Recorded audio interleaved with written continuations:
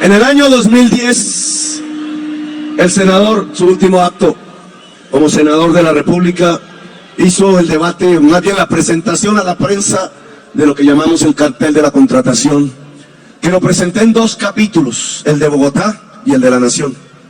El de Bogotá, como ya todos sabemos, puso en problemas y hoy preso al alcalde de ese momento, Samuel Moreno, del Polo. Como era del Polo, la prensa nacional lo volvió la gran noticia, pero no presentó el segundo capítulo de nuestro informe, que hablaba del cartel nacional de la contratación. Y ahí mencionamos a Odebrecht y dijimos que en esa reunión de Panamá, lo dije en el año 2010, asesorados por el presidente panameño de ese entonces, que después, hoy sabemos, era sobornado por Odebrecht, los hijos de un presidente predeterminaban criminalmente el ganador de la licitación de la obra más grande de infraestructura que se iba a hacer unos meses después, la Ruta del Sol.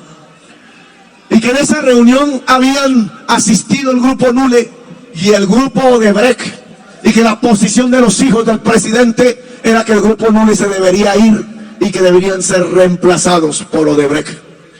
Cuando hice esa denuncia, algunos periodistas decían: no se metan con los hijos del presidente porque son los príncipes, son intocables. Ahí fui entendiendo lo que pasaba en nuestros medios. No podían atacar el verdadero poder. Para ellos el verdadero poder eran los hijos del presidente, y el presidente, él, y no los Nule. Y entonces los Nule fueron a parar a la cárcel, y a cambio de eso Odebrecht se quedó con la Ruta del Sol y nadie hizo eco de mi denuncia. Pues fíjense ustedes lo que ha pasado. Esa fue la forma de quedarse con las regalías del carbón y del petróleo en Colombia, no por 150 millones de dólares como se hizo el cartel distrital, sino por decenas de miles de millones de dólares, que fue lo que permitió en robo el cartel nacional de la contratación.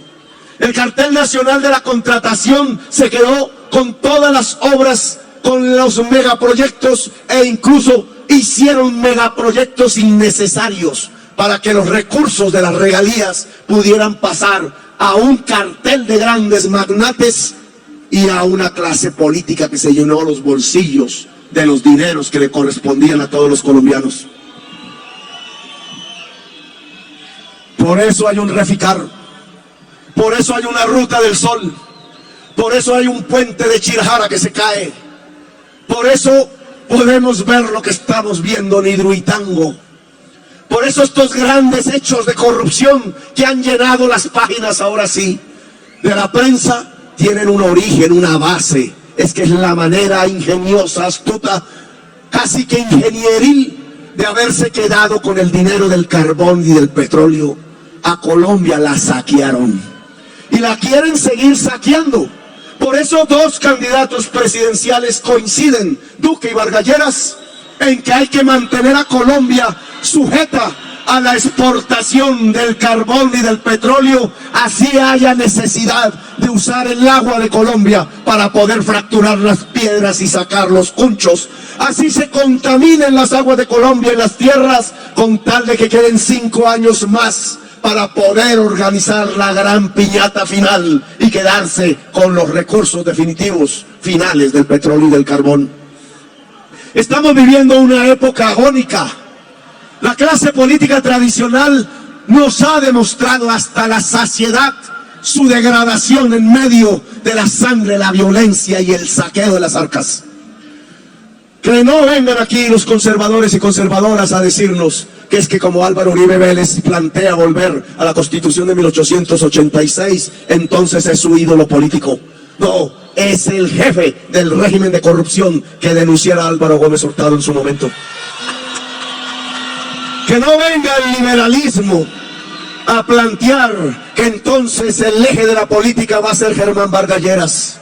Germán Vargas Lleras es el jefe político del cartel nacional de la corrupción.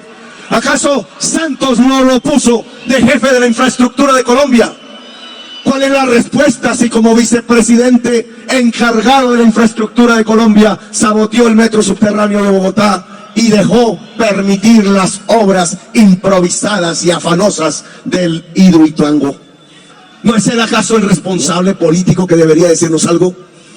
¿Acaso en Hidroituango no se está mostrando la degradación misma de toda la clase política tradicional de Colombia? ¿Acaso en esa región no cometieron antes del proyecto un genocidio? ¿No era el gobernador Álvaro Uribe Vélez que planteó el proyecto? ¿No fue allí donde ocurrió la masacre del Aro? ¿No están en esas tierras enterrados miles de personas antioqueñas, entre otras el abogado Jesús María Valle? ¿No está allí el retrato de lo que hacen cuando la codicia los domina y es que no son capaces de atender siquiera la decisión, la voluntad, el querer de su propio pueblo? ¿Acaso las fuerzas paramilitares no cometieron un genocidio en Ituango y momentos después apareció el megaproyecto? ¿Acaso los dos defensores e impulsores que protegieron la realización improvisada de ese proyecto que no quería la sociedad del norte no se llaman Álvaro Uribe Vélez y Luis Alfredo Ramos? Ambos acusados de vínculos con el paramilitarismo. ¿Acaso no estamos observando en ese desastre ambiental y social la raíz misma del problema nacional? Y es que estamos gobernados por mafias. Es la improvisación la que nos acusaban a nosotros, la que estamos viendo en nuestros ojos. A nosotros jamás se nos caería un puente. A nosotros jamás se nos caería un colegio de los 45 que hicimos. A nosotros jamás se nos caería una de las 1200 aulas que le entregamos a la sociedad bogotana. A nosotros no se nos cae ningún edificio de viviendas. A nosotros no se nos cae las troncales aquí en la Sexta. ¿Saben por qué? Porque no nos robamos un peso. Porque no hicimos del motor de la política la codicia. Mientras esta clase política tradicional se ha degradado hasta los tuétanos por la política. Bueno, ahora se trata de decidir. Llegó el momento de tomar una decisión. Nosotros le estamos proponiendo a la sociedad colombiana construir la paz a través de la justicia social. Nosotros le estamos proponiendo a la sociedad colombiana un gran acuerdo sobre lo fundamental. Nosotros le estamos proponiendo a la sociedad colombiana la revolución en marcha de Alfonso López Pumarejo, que quedó interrumpida por la violencia. Nosotros le estamos proponiendo a la sociedad colombiana de hoy recordar al general de las 1000 guerras, Rafael Uribe Uribe, en su esfuerzo de paz y en su última voz y voluntad, construir una nación justa. Somos hoy, esa es la heredad que recibimos, la tercera sociedad más desigual de toda la humanidad. No es capaz una clase dirigente que entregue la mayor de las desigualdades humanas, no nos digamos mentiras. Hoy somos la sexta sociedad más ignorante académicamente. El 90% de la población rural no terminó la primaria y el 60% del total de la población colombiana no terminó el bachillerato. Somos hoy, esa es la heredad que recibimos, una de las sociedades más violentas del mundo, la mayor exportadora de cocaína y uno de los estados más corruptos en la existencia de la tierra. Eso es lo que tenemos que conservar. Aquellas personas a las que les da el miedo el cambio, que tienen temores del futuro, la verdad van a conservar esta situación dantesca en donde nos han conducido a la inequidad social más grande del mundo y a una de las violencias mayores en medio de uno de los estados más corruptos. Yo creo que conservar una sociedad y un estado así sería condenarnos a perecer como nación. Temor debería darnos mantenernos como estamos, porque mantenernos como estamos nos va a llevar a una violencia jamás vista en Colombia, y ya comenzó. No estoy hablando mentiras. Ya empezó el proceso de volver trizas la paz como una esperanza. Yo creo que la sociedad colombiana debe llegar a la decisión de que hay que cambiar la historia de Colombia. Y no soy yo el que lo cambia. No es una persona la que puede cambiar la historia de un país.